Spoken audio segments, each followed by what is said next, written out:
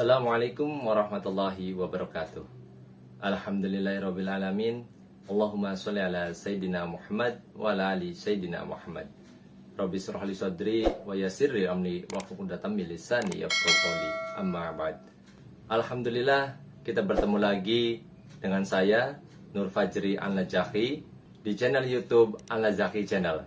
Insyaallah pada kesempatan kali ini saya akan menyampaikan dan memaparkan materi-materi yang ada pada mata pelajaran pendidikan agama Islam di satuan pendidikan tingkat sekolah menengah atas ataupun SMK. Selamat menyaksikan. Bismillahirrahmanirrahim. Assalamualaikum warahmatullahi wabarakatuh. Alhamdulillahirrabbilalamin. Allahumma sholli ala Sayyidina Muhammad wa ala ali Sayyidina Muhammad. Rabbi shrah li sadri wa yassir li amri wahlul 'uqdatam min lisani yafqahu qawli. Amma ba'd. Puji syukur kehadirat Allah yang memberikan kita nikmat, yaitu nikmat iman, nikmat Islam, dan nikmat kesehatan. Sehingga pada kesempatan kali ini kita bisa berjumpa lagi dengan video yang insya Allah membahas materi-materi seputar pendidikan agama Islam pada jenjang SMA. Pada pertemuan kali ini kita akan menjelaskan mengenai iman kepada Rasul-Rasul Allah yang berjudul Meneladani Hidup Para Rasul. Sebelum kita membahas lebih detail, kita akan menyampaikan kompetensi dasar yang ada pada pembahasan kali ini. Yang pertama adalah meyakini adanya Rasul-Rasul Allah Subhanahu wa Ta'ala. Yang kedua, menunjukkan perilaku saling menolong sebagai cerminan beriman kepada Rasul-Rasul Allah Subhanahu wa Ta'ala. Yang ketiga, menganalisis makna iman kepada Rasul-Rasul Allah Subhanahu wa Ta'ala. Dan yang terakhir, menyajikan keterkaitan antara iman kepada Rasul-Rasul Allah Subhanahu wa Ta'ala dengan keteguhan dalam bertauhid, toleransi, ketaatan, dan kecintaan kepada Allah Subhanahu wa Ta'ala. Selanjutnya kita akan membahas mengenai dalil nakli dan dalil akli iman kepada Rasul-Rasul Allah Subhanahu wa Ta'ala. Adapun dalil nakli iman kepada Rasul-Rasul Allah Subhanahu wa Ta'ala terdapat pada Quran surah Ar-Ra'd ayat 38. A'udzu billahi minasy syaithanir rajim. Bismillahirrahmanirrahim.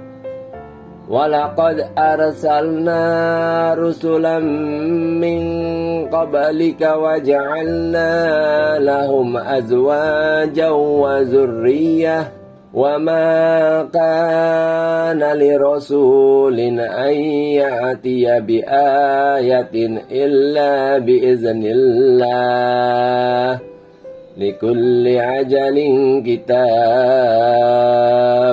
yang artinya adalah dan sungguh kami telah mengutus beberapa rasul sebelum engkau Muhammad, dan kami berikan kepada mereka istri-istri dan keturunan. Tidak ada hak bagi seorang rasul mendatangkan sesuatu bukti, mujizat, melainkan dengan izin Allah. Untuk setiap masa ada kitab tertentu. Quran surah Ar-Ra'd ayat 38. Dalam ayat ini Allah Subhanahu wa Ta'ala menjelaskan bahwa Dia telah mengutus rasul-rasul sebelum Nabi Muhammad SAW dan mereka beristri dan berketurunan. Hal ini menunjukkan bahwa kehidupan berkeluarga dan berketurunan adalah hal yang wajar dan merupakan sunatullah bagi makhluknya yang hidup di muka bumi ini. Sunatullah ini juga berlaku bagi para nabi dan rasulnya. Hidup berkeluarga tidak boleh dianggap sebagai penghalang dalam perjuangan, baik demi kemajuan pribadi, masyarakat, maupun bangsa. Dalam hal ini juga Allah Subhanahu wa Ta'ala memerintahkan kepada Nabi Muhammad SAW untuk menegaskan, sesungguhnya aku ini hanya seorang manusia seperti kamu yang telah menerima wahyu. Kemudian dalam ayat ini juga ditegaskan tentang kewajaran dan kebolehan para rasul itu hidup berkeluarga dan berketurunan. Allah menegaskan bahwa Dia mengaruniai mereka istri dan berketurunan.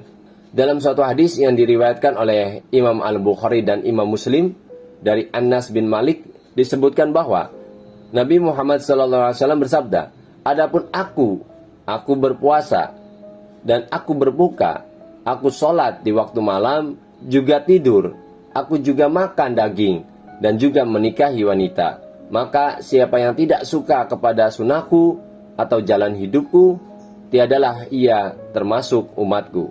Para rasul hanya memperlihatkan mukjizatnya dengan seizin Allah.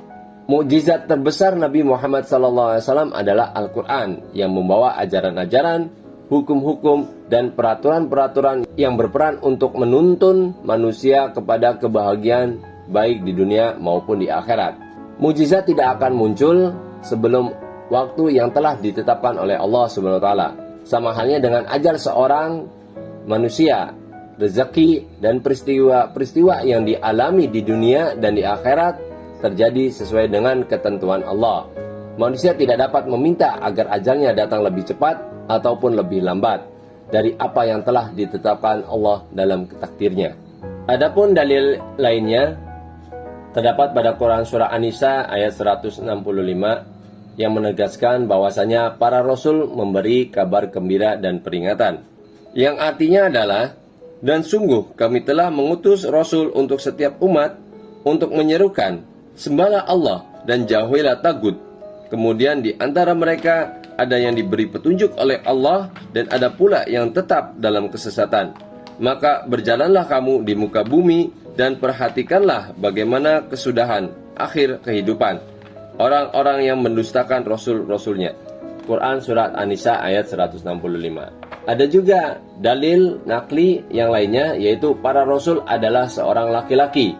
Terdapat pada Quran surah Al-Anbiya ayat 7, yang artinya adalah, dan kami tidak mengutus rasul-rasul sebelum engkau Muhammad, melainkan beberapa orang laki-laki yang kami beri wahyu kepada mereka. Maka tanyakanlah kepada orang yang berilmu jika kamu tidak mengetahui. Quran surah Al-Anbiya ayat 7. Dan dalil yang lainnya adalah jumlah para nabi dan rasul seluruhnya, selain dari yang wajib kita ketahui, yaitu jumlah para nabi berjumlah 124.000 dan jumlah rasul sebanyak 313 orang. Hadis riwayat Baihaqi. Yang artinya adalah, Abu Dzar berkata, aku mendatangi Rasulullah SAW di dalam masjid dan beliau meriwayatkan sebuah hadis. Lalu aku bertanya, wahai Rasulullah SAW, berapa jumlah para nabi? Beliau menjawab, jumlah para nabi sebanyak 124.000 orang. Lalu berapa jumlah rasul di antara mereka? Rasul menjawab, yang termasuk rasul sebanyak 313 orang. Hadis riwayat Baihaqi. Adapun dalil nakli yang lainnya adalah, yang keempat itu membenarkan kitab-kitab sebelumnya merupakan firman Allah Subhanahu wa taala. Terdapat pada Quran surat An-Nisa ayat 136. Dan dalil nakli lainnya yaitu perintah menyembah Allah Subhanahu wa taala. Terdapat pada Quran surah An-Nahl ayat 36. Yang selanjutnya adalah dalil akli iman kepada Rasul-Rasul Allah Subhanahu wa taala. Dalil akli adalah dalil yang bersumber dari pemikiran manusia berdasarkan akal sehat, seperti pemikiran para ahli fikih, mujtahid, yang membuat hukum berdasarkan syariat Al-Quran dan hadis. Dalil akli yang berhubungan dengan perintah beriman kepada para Rasul-Rasul Allah adalah sebagai berikut. Yang pertama adalah, manusia diperintahkan untuk menyembah hanya semata-mata kepada Allah Subhanahu wa taala.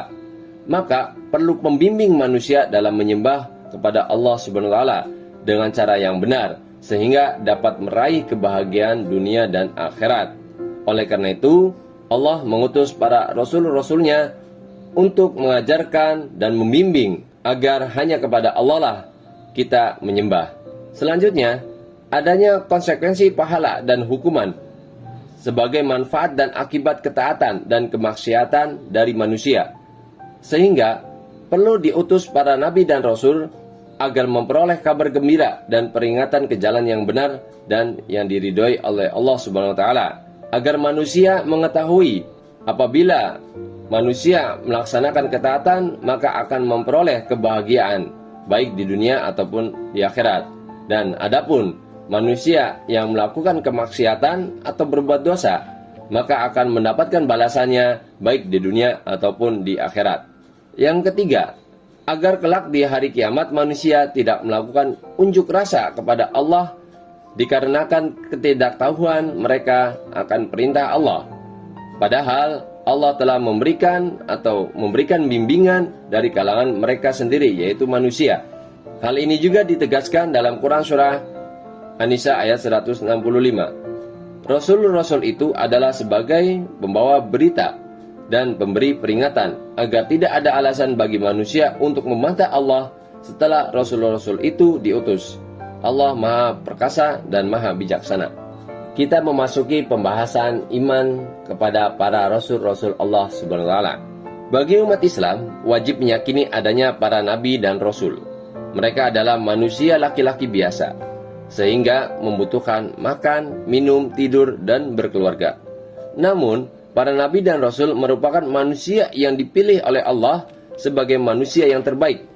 Kalau manusia itu terbaik menurut Allah, pasti manusia itu adalah benar-benar yang terbaik, karena pilihan Allah pasti benar.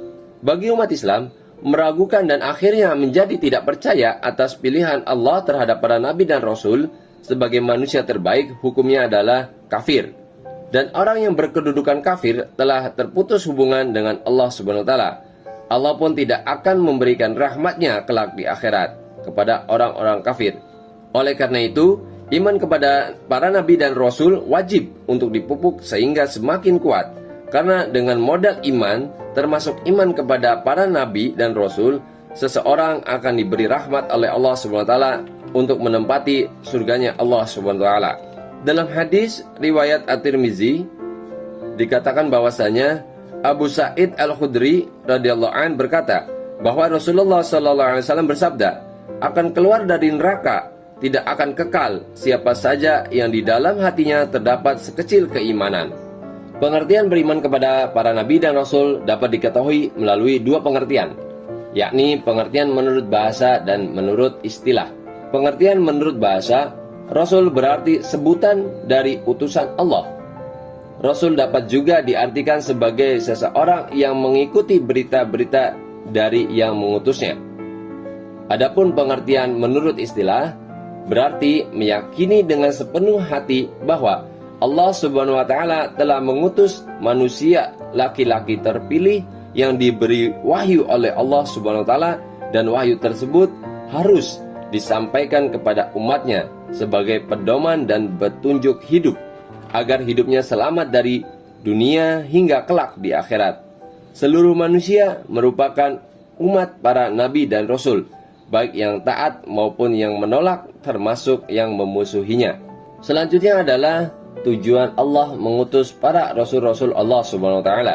Tidak serta-merta Allah Subhanahu wa taala mengutus manusia sebagai hamba terbaiknya dengan sia-sia.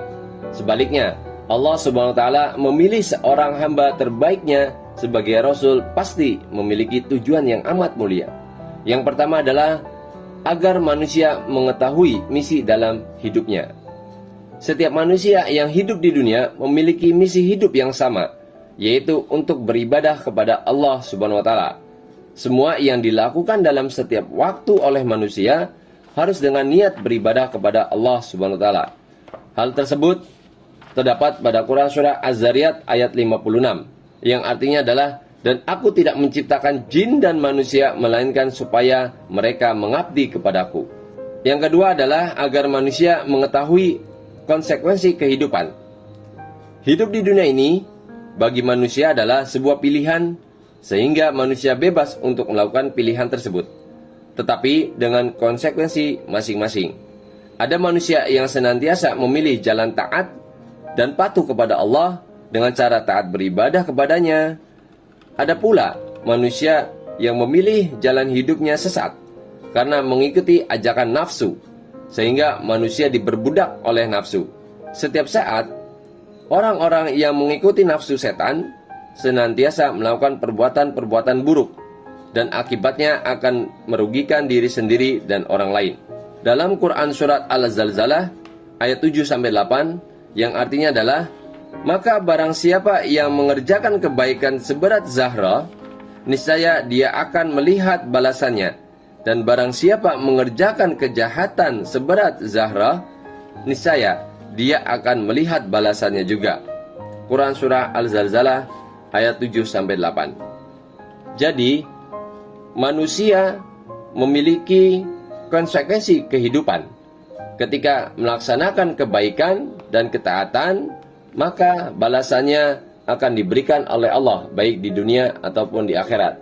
Dan kepada manusia yang melaksanakan atau menjalankan atau mengikuti nafsunya untuk melakukan kejahatan, maka dia akan mendapatkan balasannya, siksaan dari Allah baik di dunia ataupun nanti di akhirat, yaitu dengan masuk neraka.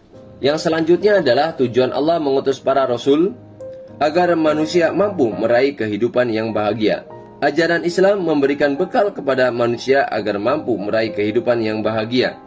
Kehidupan ini menjadi dambaan setiap manusia karena kebahagiaan yang dijanjikan oleh Islam tidak hanya kebahagiaan di dunia saja, melainkan kebahagiaan di dunia dan di akhirat. Dalam surah Al-Kahf ayat 30-31 yang artinya adalah, sungguh mereka yang beriman dan mengerjakan kebajikan, kami benar-benar tidak akan menyia-nyiakan pahala orang yang mengerjakan perbuatan baik itu. Mereka itulah yang memperoleh surga Ad yang mengalir di bawahnya sungai-sungai. Dalam surga itu mereka diberi perhiasan gelang emas dan mereka memakai pakaian hijau dari sutra yang halus dan sutra yang tebal. Sedang mereka duduk sambil bersandar di atas dipan-dipan yang indah. Itulah sebaik-baiknya pahala dan tempat istirahat yang terindah. Surah Al-Kahf ayat 30-31. Dan tujuan Allah mengutus para rasul yang keempat adalah agar manusia taat dan tunduk kepada aturan Allah Subhanahu wa taala. Kehadiran para rasul Allah Subhanahu wa taala di bumi adalah sebagai contoh seorang hamba Allah Subhanahu wa taala yang saleh dan yang terbaik, sehingga mampu sebagai model atau teladan bagi manusia atau umatnya dalam segala aspek kehidupan. Allah berfirman dalam Quran surah Al-Ahzab ayat 39 yang artinya adalah, yaitu orang-orang yang menyampaikan risalah-risalah Allah, mereka takut kepadanya dan mereka tidak merasa takut kepada siapapun selain kepada Allah, dan cukuplah Allah sebagai pembuat perhitungan. Selanjutnya adalah sifat Rasul-Rasul Allah Subhanahu wa taala. Rasul sebagai utusan Allah Subhanahu wa taala memiliki sifat-sifat yang melekat pada dirinya. Sifat-sifat ini sebagai bentuk kebenaran seorang Rasul. Sifat-sifat tersebut adalah, yang pertama, sifat wajib bagi Rasul, sifat mustahil bagi Rasul, dan sifat jaiz bagi Rasul. Yang pertama, sifat wajib. Sifat wajib bagi Rasul adalah artinya sifat yang pasti ada pada para Rasul. Tidak bisa disebut seorang Rasul jika tidak memiliki sifat-sifat ini. Sifat wajib ini adalah ada 4, yaitu yang pertama adalah asyidik, yaitu Rasul selalu benar, baik itu perkataan ataupun perbuatan. Apa yang dikatakan Nabi Ibrahim alaihissalam kepada bapaknya adalah perkataan yang benar. Apa yang disembah oleh bapaknya adalah sesuatu yang tidak memberi manfaat dan mudarat. Peristiwa ini diabadikan pada Quran surah Maryam ayat 41. Dan ceritakanlah Muhammad kisah Ibrahim di dalam kitab Al-Quran. Sesungguhnya dia adalah seorang yang sangat membenarkan seorang nabi. Maka berita yang dibawa para nabi dan rasul pasti benar adanya, sesuai dengan fakta dan realitas kenyataan. Yang selanjutnya adalah al-amanah, yang artinya dipercaya. Al-amanah yaitu Rasul selalu dapat dipercaya. Di saat kaum Nabi Nuh alaihissalam mendustakan apa yang dibawa oleh Nabi Nuh alaihissalam, lalu Allah subhanahu wa ta'ala menegaskan bahwa Nuh alaihissalam adalah orang yang terpercaya, amanah. Sebagaimana dijelaskan dalam Quran surah Asy-Syu'ara ayat 106 sampai dengan 107, artinya adalah ketika saudara mereka Nuh berkata kepada mereka, "Mengapa kamu tidak bertakwa? Sesungguhnya aku ini seorang rasul kepercayaan yang diutus kepadamu." Oleh karena itu, para nabi dan rasul menyampaikan amanat-amanat dari Allah Subhanahu wa taala melalui malaikat Jibrilnya, yaitu berupa wahyu. Yang selanjutnya adalah at-tabligh, artinya menyampaikan wahyu. Dalam makna bahasa, tabligh berarti menyampaikan. Sedangkan dalam makna istilah adalah menyampaikan ajaran-ajaran Islam yang diterima dari Allah Subhanahu wa taala kepada umat manusia untuk dijadikan pedoman dan dilaksanakan agar memperoleh kebahagiaan dunia dan di akhirat. Dalam Quran surah Al-Maidah ayat 67, yang artinya adalah, "Wahai Rasul, Sampaikanlah apa yang diturunkan Tuhanmu kepadamu. Jika tidak engkau lakukan apa yang diperintahkan itu, berarti engkau tidak menyampaikan amanatnya. Dan Allah SWT memelihara engkau dari gangguan manusia. Sungguh Allah tidak memberi petunjuk kepada orang-orang kafir. Quran Surah Al-Maidah ayat 67. Oleh karena itu, sifat Nabi dan Rasul-Rasul Allah yaitu menyampaikan wahyu. Wahyu yang disampaikan oleh para Nabi dan Rasul tidak ada yang disembunyikan, walaupun hanya satu ayat. Semuanya telah disampaikan kepada umatnya agar umatnya mengetahui mana jalan yang benar dan mana jalan yang salah. Yang selanjutnya adalah al-fatanah, yaitu Rasul memiliki kecerdasan yang tinggi. Ketika terjadi perselisihan antara kelompok kabilah di Mekah pada saat itu, setiap kelompok memaksakan kehendak untuk meletakkan al-hajar al-aswad, yaitu batu hitam, di atas Ka'bah.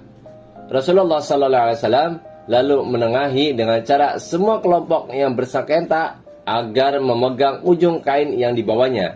Kemudian Nabi meletakkan batu itu di tengahnya, dan mereka semua mengangkat sehingga sampai di atas Ka'bah. Yang demikian merupakan salah satu contoh kecerdasan yang dimiliki oleh Nabi dan Rasul. Adapun kecerdasan yang lainnya itu sangatlah banyak. Yang selanjutnya adalah sifat mustahil bagi Nabi dan Rasul-Rasul Allah. Sifat mustahil adalah sifat yang tidak mungkin ada pada Nabi dan Rasul-Rasul Allah. Sifat mustahil ini lawan dari sifat wajib, yaitu yang pertama al-kizib, yaitu mustahil Rasul itu berbohong atau berdusta. Semua perkataan dan perbuatan Rasul tidak pernah berbohong ataupun berdusta. Dalam Quran Surah An-Najm ayat 2 sampai dengan 4 yang artinya adalah kawanmu Muhammad tidak sesat dan tidak pula keliru. Dan tidaklah yang diucapkan itu Al-Quran menurut keinginannya. Tidak lain Al-Quran adalah wahyu yang diwahyukan kepadanya dari Allah SWT. Yang selanjutnya adalah al-khianat. Al-khianat yaitu mustahil Rasul itu khianat. Semua yang diamanatkan kepadanya pasti dilaksanakan. Tidak mungkin tidak dilaksanakan. Dalam Quran Surah Al-An'am ayat 106 yang artinya adalah ikutilah apa yang telah diwahyukan kepadamu Muhammad. Tidak ada Tuhan selain Dia. Dan berpalinglah dari orang-orang musyrik. Selanjutnya al-kitman. Al-kitman yaitu mustahil Rasul menyembunyikan kebenaran. Setiap firman yang ia terima dari Allah SWT pasti ia sampaikan kepada umatnya. Dan sifat mustahil bagi Nabi dan Rasul yang terakhir adalah al-baladah, yaitu mustahil Rasul itu bodoh. Meskipun Rasulullah SAW tidak bisa membaca dan menulis, yaitu ummi, tetapi ia pandai dan jangan pernah meragukan akan kecerdasannya. Selanjutnya adalah sifat jaiz bagi nabi-nabi dan rasul-rasul Allah SWT. Sifat jaiz bagi Rasul adalah sifat kemanusiaan, yaitu al-ardul basyariyah. Artinya Rasul memiliki sifat-sifat sebagaimana manusia, seperti halnya rasa lapar, haus, sakit, tidur, sedih, senang, berkeluarga, dan lain sebagainya.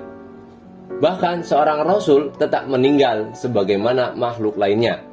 Di samping Rasul memiliki sifat wajib dan juga lawannya yaitu sifat mustahil, Rasul juga memiliki sifat jaiz. Tentu saja sifat jaiznya Rasul dengan sifat jaiznya Allah sangat berbeda. Selain hal tersebut di atas, Rasul juga memiliki sifat-sifat yang tidak terdapat pada selain Rasul, yaitu seperti berikut. Yang pertama adalah ismatur rasul.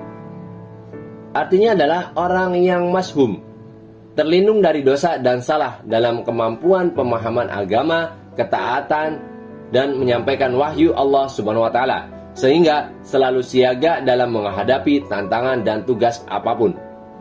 Yang selanjutnya adalah sifat iltizamur rasul. Adalah orang-orang yang selalu berkomitmen dengan apapun yang mereka ajarkan. Mereka bekerja dan berdakwah sesuai dengan arahan dan perintah Allah SWT. Meskipun untuk menjalankan perintah Allah SWT harus berhadapan dengan tantangan-tantangan yang berat, baik dari dalam diri pribadinya maupun dari para musuhnya. Rasul-Rasul Allah tidak pernah sejengkal pun menghindar atau mundur dari perintah Allah SWT. Demikian pemaparan materi pada pertemuan kali ini yang saya sampaikan, apabila terdapat kekurangan baik kata, bahasa, ataupun sumbernya, saya mohon maaf. Semoga video yang saya buat ini bermanfaat dan menambah wawasan keilmuan kita tentang pendidikan agama Islam dan mampu melaksanakannya dalam kehidupan sehari-hari. Saya ucapkan terima kasih yang sudah menyaksikan video ini sampai selesai. Jazakumullah khairan khasiran. Dan sampai bertemu di video selanjutnya. Wassalamualaikum warahmatullahi wabarakatuh.